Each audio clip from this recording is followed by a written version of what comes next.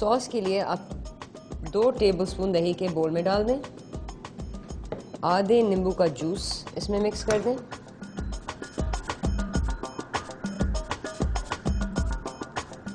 आधा टीस्पून नमक डाल दें, थोड़ा सा धनिया पाउडर डाल दें, 2 टीस्पून तेल और फिर कांटा लेके अच्छी तरह फेंट दें। उस वक्त तक फेंटते जाएं जब तक सॉस बिल्कुल स्मूथ हो जाए।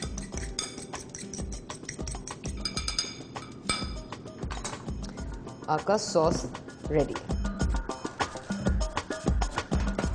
पिज़्ज़ा ब्रेड को तैयार करने के लिए पिज़्ज़ा ब्रेड निकालें, अपने ओवन डिश में सीधा डाल दें और 6 मिनट के लिए ओवन में डाल दें।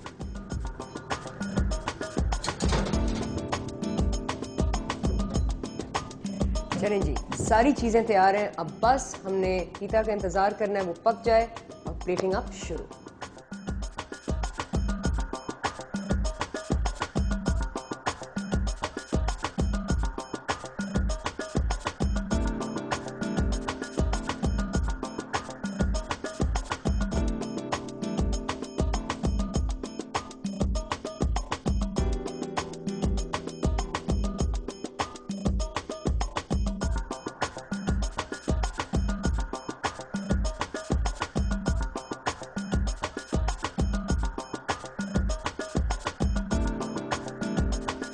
Shawarma testing time.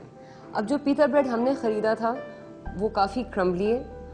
बहुत मुख्तलिफ किस्म की पिज़्ज़ा ब्रेड्स आपको मिल सकते हैं। चलें शॉर्मा को ट्राई कर लेते हैं।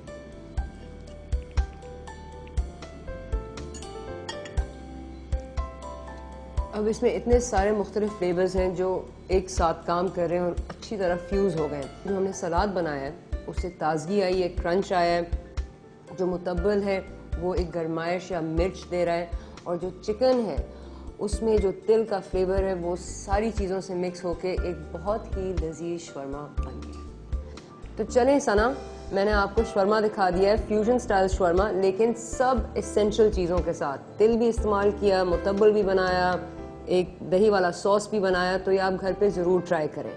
अगर आपने और किसी क्यूजिन के बारे में जानना हो या कोई डिश बनते हुए देखनी हो तो मुझे SMS करें या ईमेल करें। अगले हफ्ते तक खुदाफिज। अब मैं शवर्मा खाऊंगी।